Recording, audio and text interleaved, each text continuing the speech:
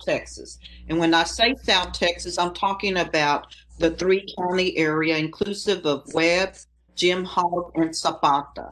When I looked at the data that's provided by Texas Workforce Commission for the industries, these are the industries that have the most employees. These are all of the industries in South Texas, and they are in two slides.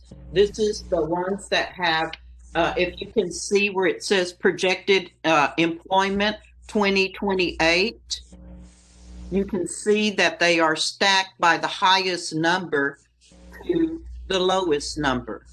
In elementary and secondary schools, which is the employer at the top of the table, that's the largest employer projected in 2028.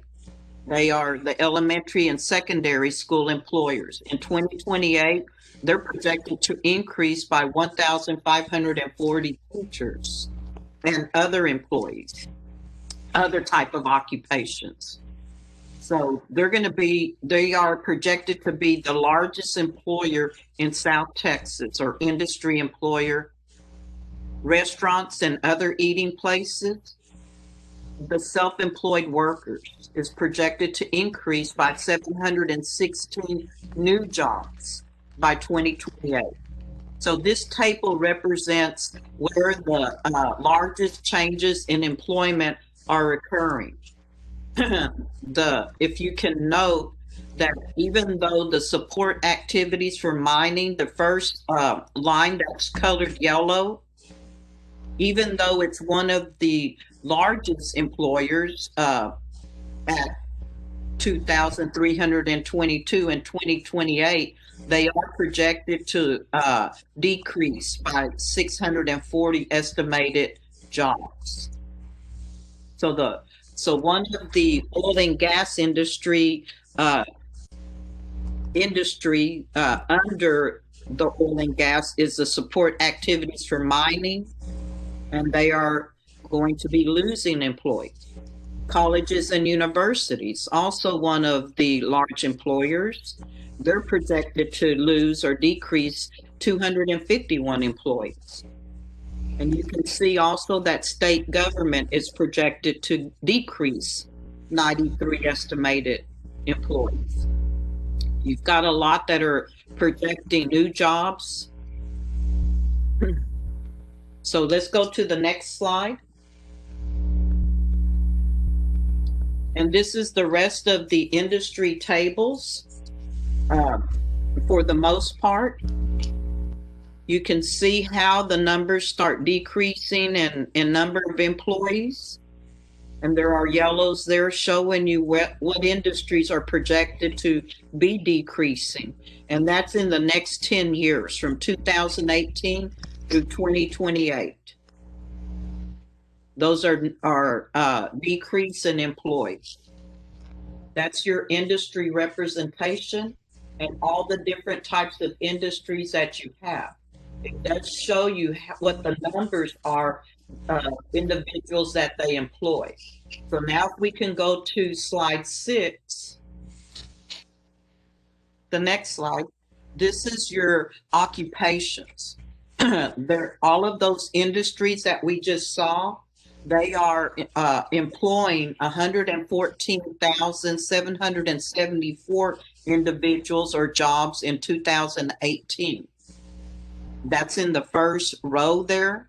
If you look at the projected overall employment and occupations, you can see that you're projected to increase in new jobs 19,551. Those are total new occupations. So if we would have added those tables that preceded this slide, it would equal close to that.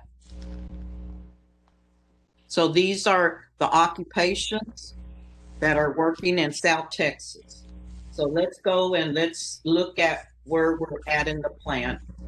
We can go down to slide 8, the next slide. These are the current target occupations, and they are showing the projections. We are looking at analyzing these occupations and determining whether they should remain on the occupation list or not. The welding occupation isn't listed individually. The welding occupation shows up as metal workers and plastic workers. That is the third one from the bottom. If we're looking at all of the occupations here, you can see that one of our target occupations we're going to have to reanalyze, and that's the roustabouts that work for the oil and gas. They are projected to decrease in 10 years for 127 positions. We're looking very closely at the welder. The welder does do a lot of work for the oil and gas industry, but there is a large representation that work for the manufacturing industry in South Texas. The heavy and tractor trailer truck drivers, the first one on the row, it does have a really good projection number there. Projection to increase by 1,817 more heavy and tractor trailer truck drivers needed in South Texas. So you can look at these numbers and the change of employment, the change in employment, and you can see the numbers they're projecting. When we're looking at the target occupation list and trying to create a list that will really lead to a job, and we're trying to minimize any risk and trying to determine where the real demand is, you can see the change in employment column there, and you can see the numbers that are projected. The other thing that we look at is the wage. The wage, in order to receive the individual training account, has to pay more than $12. So we're weeding out the list as we're doing analysis to all of the occupations to determine what our final occupation list is. You can see that computer system analyst, the second from the bottom, has a very low projection of 4. So these are the current occupations, and let's look at the where it says dental assistants and then nursing assistants. You can see that it goes from 120 to 92. Now let's look at the demand. The next slide.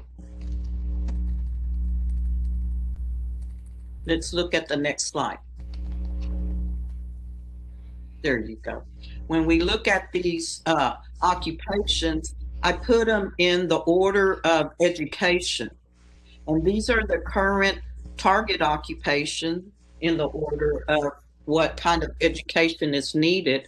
And you can see that there are bachelor's and high school diploma, post-secondary, and then some college, no degree. So some of these target occupations, if they remain on the list, there are strategies that we need to employ, like targeting and working with the high schools to get a workforce pipeline going for where the high school diploma occupations start, and that would be cargo and freight agents. If we look at the demand for cargo and freight agents, they are showing a pretty good projection. For example, we'll take that one. They do have an entry wage between $24,539 and $35,444, depending on who they're employed with. So your cargo and freight agents, there is a real big demand, and this is an example of the conversation for all of these that have high school diploma, and they're on the current target occupation list. These are the programs that should be partnered and worked with the high school, so that they could be directing their students to have the skills and training to go directly into these positions where there are career ladders and there's opportunity for them to make self-sufficiency wages. For the ones that are bachelor's degree and post-secondary, those are the ones that we need to work stronger with the Laredo College to look at those individuals and see how we can help them and do whatever needs to be done to job place them, for example. And like I said, this is the current list. The ones that are in yellow, uh, that entry wage, which is a low wage, is way below that $12 per hour requirement. But your employers in this, in foreign freight agents, for example, they pay, some of them do pay and meet that $12 per hour rank, requirement. So those are the currents that we're looking at. Those are the wages that are supplied to us based on 2019 information. The mean wage and the entry wage are directly about South Texas employers. Any questions so far about the current target occupation list? Okay, then let's move on to slide 11. Thank you. In this slide, I am showing you what we're looking at when we're looking at the change of employment. If you can look at these occupations, they're part of that 114,000 number. And I put these in the change in employment. I took them and I just put it in a sort, and I told it to give me all the occupations that are projecting anything over 100. And you can see in the middle column, change in employment, all of these fall in that category. There is another slide that complements this as the numbers are lower. So these are high projections. There are yellow ones that are already on the target occupation list. There are the white ones that may or may not make it to the target occupation list because the wage pays, like I said, lower than the $12. But these are occupations that have demand. They may not make it to the target occupation list because of wages.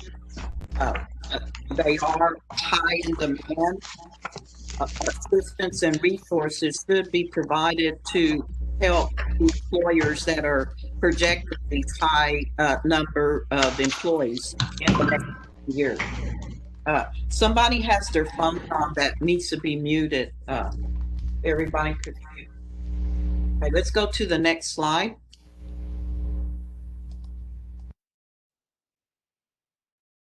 You can see in that middle how it's coming down. We got to 100 there. These are the occupations that are projecting, like I said, over 100 new jobs in the next 10 years. The yellows show occupations that are on the target occupation list. There are white ones there that are not on the list, but should be looked at and analyzed. And the list stops at 100. Remember, I told you to remember where our target occupation current list stopped. Remember, it went to 92, and then it went all the way down to 4 projected. These are the top occupations and the projections over 100 employees. So let's further look at this. Let's go to slide 13. When I looked at all of these, I went ahead and weeded out the ones that would not make that $12 mark. But I left some that looked like they could inch up or that there was a significant amount of demand. And so out of the ones that we were looking at that were above 100 and weeding them out by wages, it left this table. There is some numbers here and wages that we need to really consider. There seems to be some projection there for detectives and criminal investigators, the compliance officers.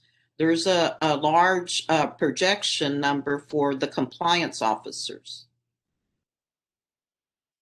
and onward through.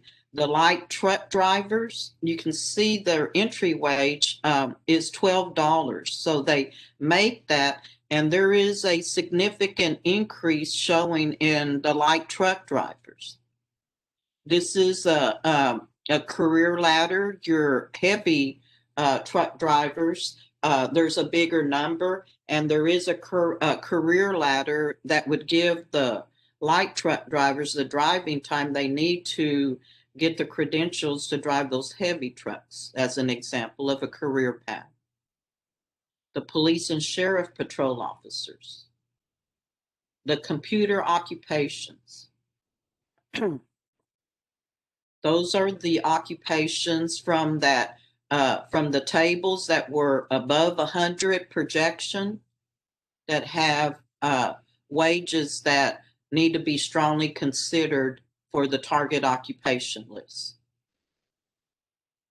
This is the importance of this discussion. There are some occupations that are projecting low.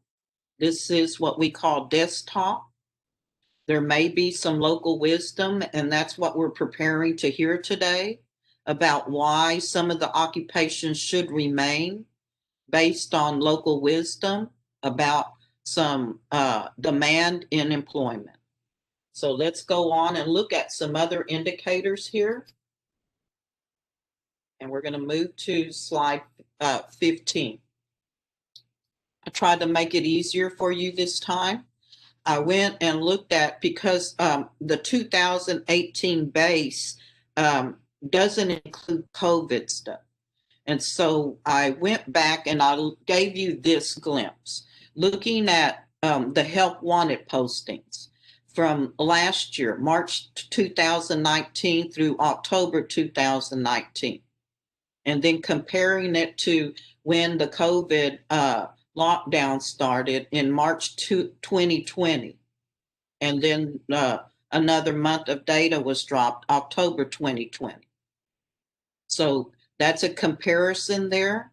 And the yellow shows you occupations for the ones that were in 2019. The yellow shows you the occupations that were on the list, but are no longer on the list in the 2020.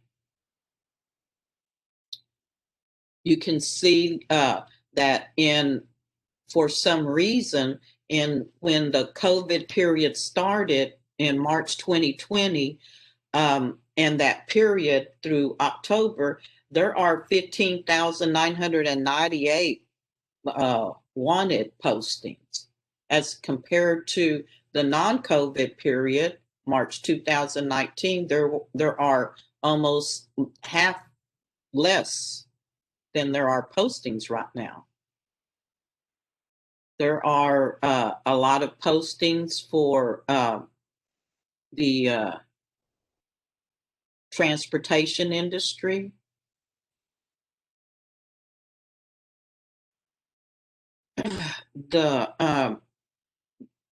I know that there are a lot of childcare providers on the call listening in, and I looked at the survey to kind of put some dimension to this. And I could see that a lot of the survey responses were talking about having to lay off employees, having to decrease the amount of staff because of COVID. There are some positions there that are no longer looking like they're needed in the restaurant, like the food preparation workers.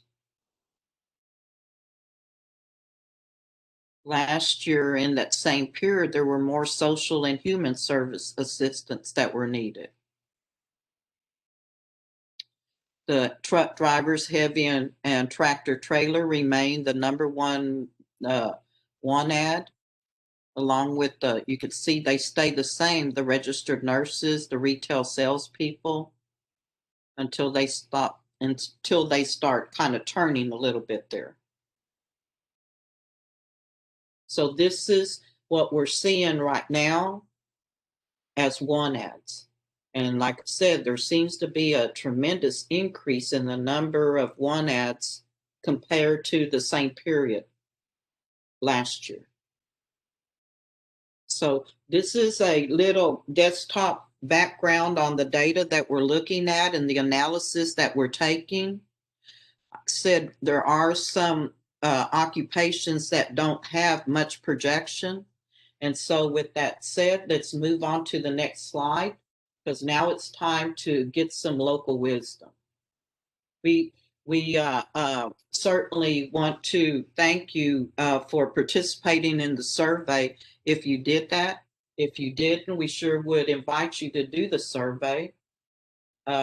When we looked at the survey, there were a lot of responses from a lot of different industries and cited what they felt was the most in-demand occupation. And I did look at those and compare them to the data, and they pretty much align. So with that said, I'm going to try to talk a whole lot less and let you talk. And so I'm not sure who's on the call, but if there is something that you'd like to share with us that we need to hear about any in-demand occupations or any skills or training that your company's expecting.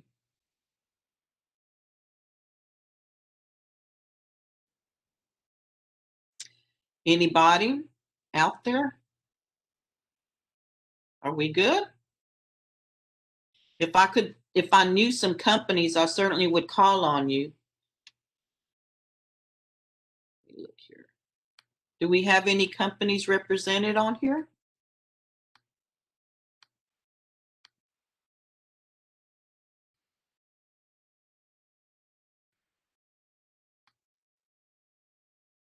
Margie. Thank you. Yes. This is Sandra Cortez from Laredo College. Thank you. You mentioned early on something about welders. Where, yes. What could you repeat your comments on your initial slides in reference to welders, please? Yes. When we look at the data for welders, welders has a very low projection in South Texas. Welders always have had a low projection, and they were put on to the target occupation list by local wisdom. The oil and gas industry needed the welders. The oil and gas industry is projecting a tremendous loss in the number of employees. The welders are also not projecting as high in South Texas. And I looked at information about the welders, and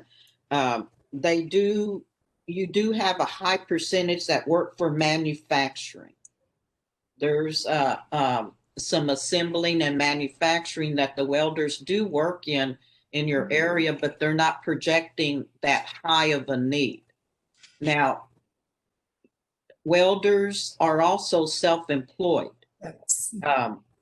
And there's some welders that are self-employed that aren't reporting wages. There is a number of welders that are reporting as self-employed that do turn up in the number, but not as many projected in South Texas. And I keep saying not as many projected in South Texas because there is a list that does provide opportunity for ITAs, individual training accounts, and that's the statewide list.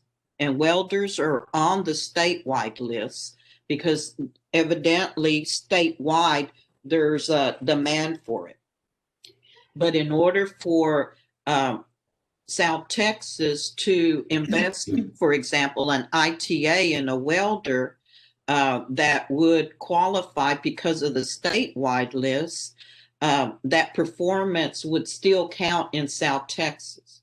They would have to work very hard to place that individual, and with little demand in South Texas, they would have to do whatever to try to place them in another board area. But the performance measure still stays with the South Texas board because they're the ones that initiated that ITA. And so, yes, we need to hear from the employers in this process to be able to say in our plan, here's the local wisdom and here's what this industry said. And like I said, we've done that before when the oil and gas Eagle Ford Shell was in its heyday. Right. And it's a good point that you make in reference to welders being self-employed, because that's what I wanted to mention.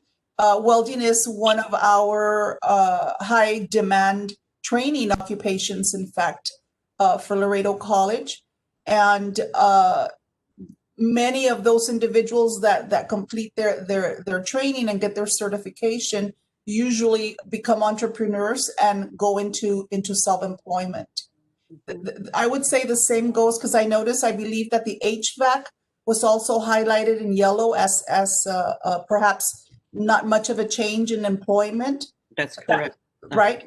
That Yeah. would be another industry as well that, many people go into self-employment. Electricians also, but that one was not highlighted that I recall. Right. The electricians are projecting a little bit more, but still all of those are under 100. But you're absolutely right. And I, studied your data enough to know that there is a significant number of self-employed that aren't showing up in your self-employed number. So there may be a need to try to do some programs that would help them to become to report themselves as self-employed. How we get that data, how we say self-employed and use local wisdom, we'd have to explore some opportunities because the local wisdom is looked at by the labor market team at TWC, and they're the ones that make the final determination. So our local wisdom has to be very data validated. I also noticed that there isn't on any of the lists anything having to do with child development, being that the majority of the companies or the businesses that are on this call are from childcare entities. But I'm assuming that those are somewhere in the educational part, perhaps in the elementary, perhaps. Yes, and I apologize. Today was all industries. We have done. We took a stab at transportation. We did education, and we've done healthcare.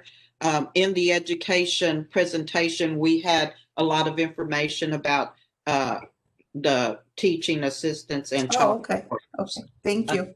And I apologize. I can do. I can hone in on any one of the industries, but because time is precious, we decided to do an all-encompassing presentation.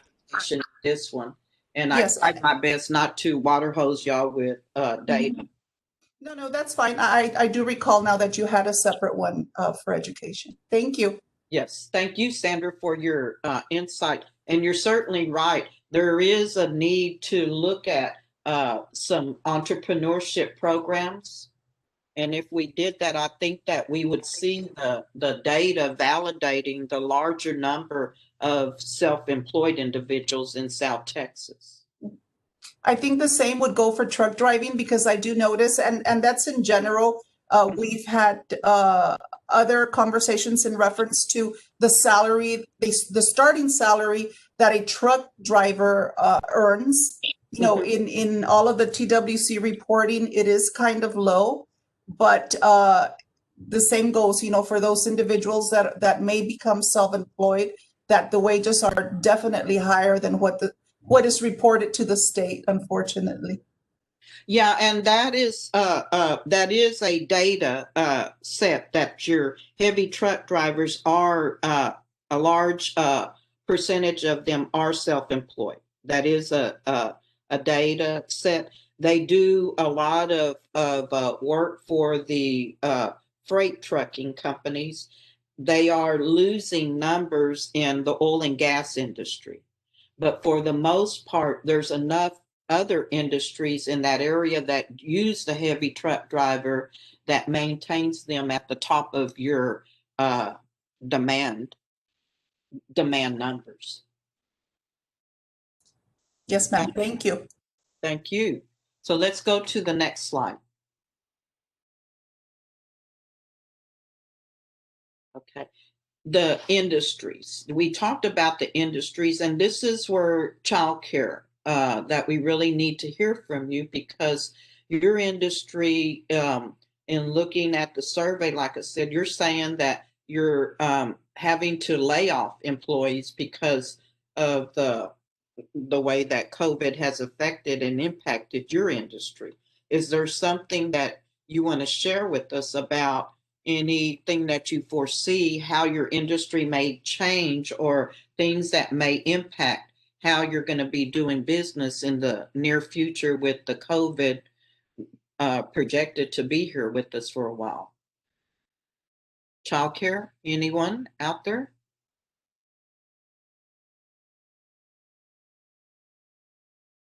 Um, tell me a childcare company. Adriana, Bertha, tell me a childcare company. I'm fixing to volunteer somebody. Brendo Oblos, is that Yeah, whoever child? we can have somebody from Right Start. We have somebody from Right Start Child Care Centers. Thank you. Right Star, are you there? Yes, I'm here. Thank you very much.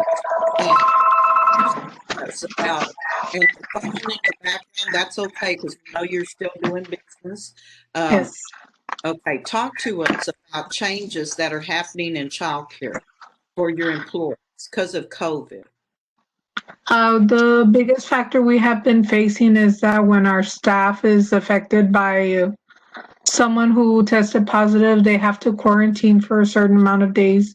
And that puts a dent in our staffing abilities because since they have to quarantine, it makes us shorten in staffing our children right. The good thing is that we have children coming, but not as many as we used to have.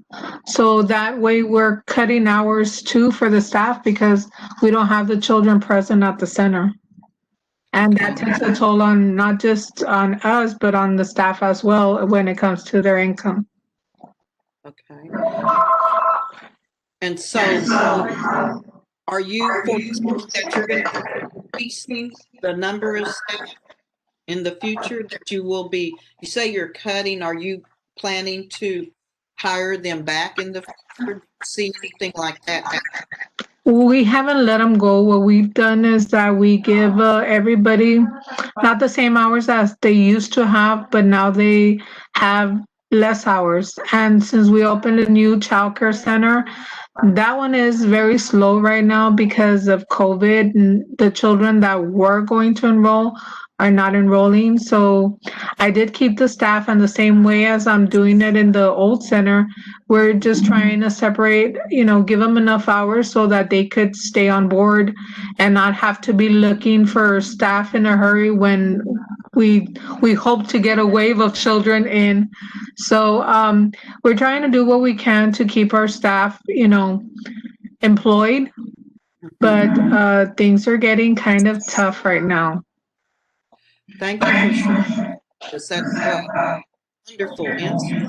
Is there somebody else in your childcare that would like to share with us? Me, Tanya Lindo, Yes. Sunshine. Thank you. Something very difficult that I'm finding is the products that I go to buy, and they still limit just one per client. So it's like every day we need to go in there, and it's one more thing to do. That's the only thing. I don't know if you guys can give us an like the letter that you gave us at the beginning when all this started. So, and also the same that the lab teacher said. Yes, Are you? that is. Are you? That's something difficult right now. Okay.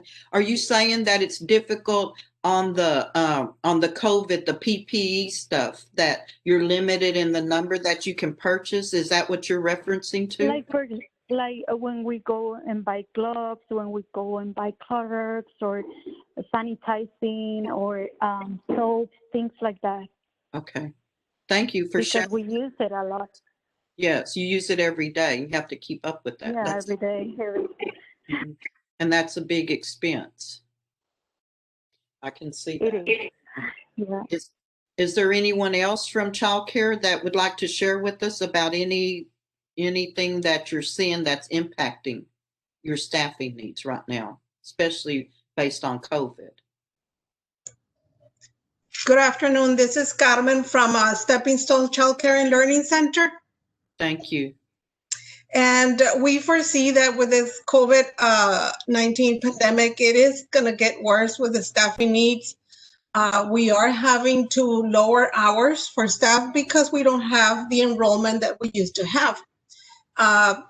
One suggestion in our part would be for Texas Workforce to help us in staffing and maybe helping financially, cover those wages for employees. I know that you all have some programs that cover maybe 3 months.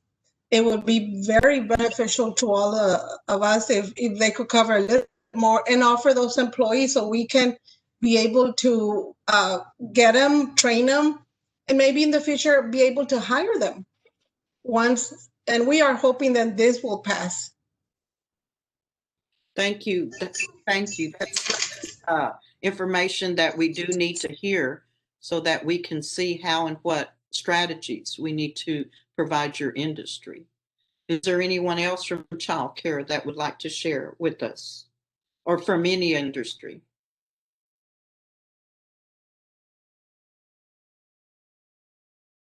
Okay. Hi, this is Melba Ortiz Thanks, from Melba.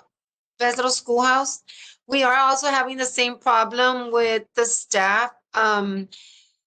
It's sometimes very hard to have staff. I mean, due to the fact that we can only have like 10, our ratios are lower. So we have one full-time staff with that group with 10 children. And it's very hard to keep the same teacher with the same children and pay that teacher like the whole day. And it's sometimes, 12 hours a day, and we have to, we're keeping the same staff with the same students just in case anything would happen with just closing that classroom. And it's very hard because, my payroll sometimes comes out to 7,000 every 2 weeks, and it's just like very costly. We have 3 centers, but it's very costly. Sometimes I have, the director plus the staff, and it's very, very hard. It's been very hard for everyone. So, yes, I do agree if we could have some kind of help from the workforce to see if, with staff or their, income or some kind of help, because it is very, very hard. But I'm not going to be able to say, okay, let's just, close, or let's gather 2 classrooms and keep 1 teacher. It's not like that. It's just that right now, because of COVID, I have 1 staff with 10 children or less. I have with the baby infants, I have 2 staff with 8 baby infants. And some of the children get there at 6:30 in the morning. We are having, like, in most of the 2 of the centers, like 50 students show up every single day. And it's a lot of staff, and I do pay a lot of, payroll every 2 weeks, like 7,000, 8,000 every 2 weeks. It's like a lot of money. But any help would be good. Thank you. That's important for us to know that. Is there someone else on the call that would like to share?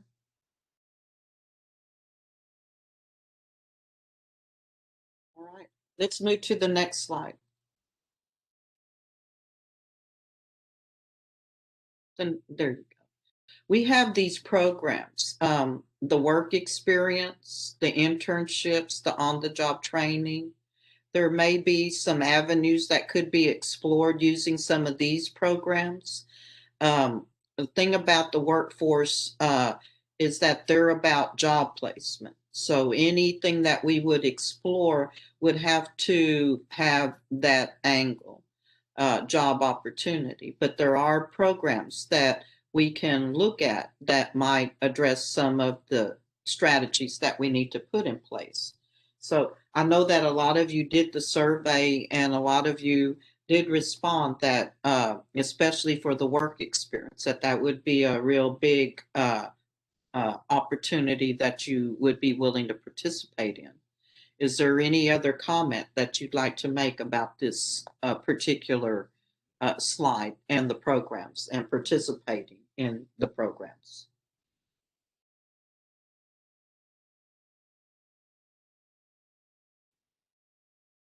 Okay, let's move to the next question then. And I think we kind of answered this. Y'all did wonderful in sharing with us your challenges in the childcare industry and the teacher-child ratio and the challenging payrolls that you have to meet. Is there any other information that you'd like to share with us that we didn't hear this afternoon?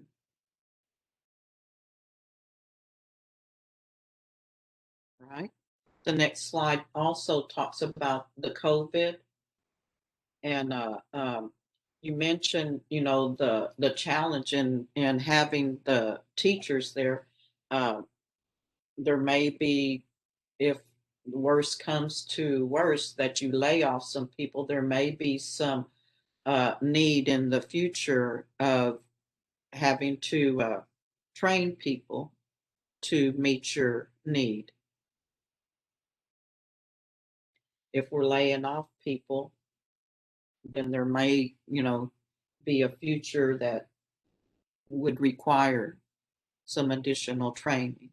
And that's where we need to make sure that we keep hearing from your industry, because there is a need for childcare. So if we could talk about the next steps, and that's in the next slide, the one. Okay, let's go to the next slide. That works. What we're going to be doing is that we're going to look at that target occupation list. Unless we're going to keep pushing the survey. We're having to really look at these occupations and trying to do some analysis whether they should remain.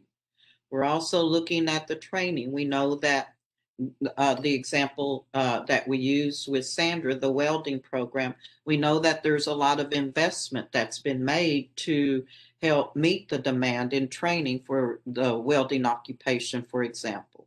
So we'll be looking at all of that information, but what we're really trying to confirm is there a job at the end of the training for the individual? And so we'll finalize that target occupation list and make that part of our plan. We'll also look at career pathways and all the other information that we need to look at. The childcare providers, there'll be a list called not a target occupation list, but an in-demand list that would provide us the opportunity to look at activities and strategies to try to address those in-demand occupations that are projecting a large number but don't meet the wage requirement. We'll develop the strategic plan. It is a plan that will probably have over 100 pages in it. It'll talk about the operations and strategies and the economic development snapshot of South Texas.